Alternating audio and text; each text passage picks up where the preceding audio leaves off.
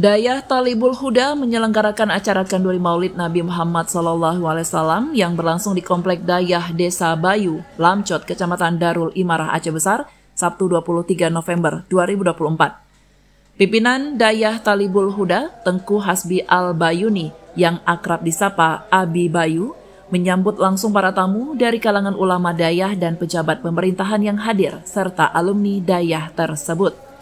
Ribuan tamu yang hadir dari Aceh Besar, Banda Aceh, dan sejumlah kabupaten dihidangkan kenduri kuah belangong dan menyantap berbagai sajian di warung pojok yang menyediakan makanan dan minuman.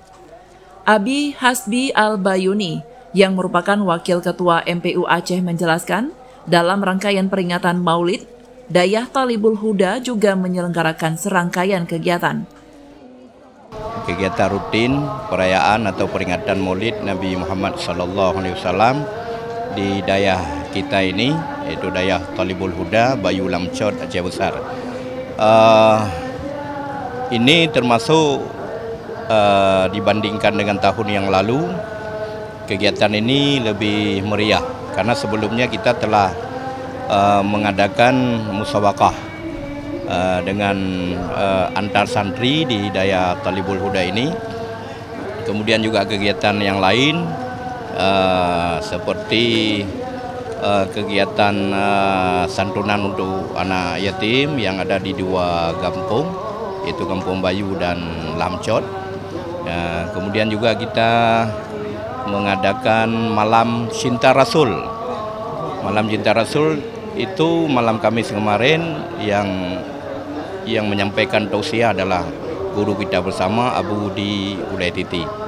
Walaupun kegiatannya dalam suasana hujan terus, tapi ini alhamdulillah pagi ini, dari pagi tadi sampai sekarang Allah telah memberikan kesempatan kepada kita, jadi hujan tidak turun. Tapi walaupun agak mendung-mendung sedikit, suasana cuacanya sangat bagus untuk para tamu kita yang datang hari ini. Abi Bayu juga menyampaikan pesan, peringatan Maulid ini menjadi bentuk mencintai dan meneladani akhlak Rasulullah dalam setiap sendi kehidupan, termasuk dalam hal memilih pemimpin. Ketika di dalam hati kita itu kita tanamkan rasa cinta kepada Rasulullah SAW, mungkin bagi masyarakat yang awam dengan penyampaian ceramah-ceramah, pencerahan daripada para ulama, sehingga rasa cinta itu semakin mantap, semakin tumbuh, maka rasa kecintaan ini akan membawa masyarakat itu akan patuh dan taat mengikuti sunnah-sunnah Rasulullah SAW. Jadi kalau sunnah Rasul sudah diikuti di semua aspek kehidupan, termasuk aspek bagaimana kita memilih pemimpin sesuai dengan tuntunan Rasulullah SAW. Dari Aceh Besar, Tim Liputan Aceh TV melaporkan.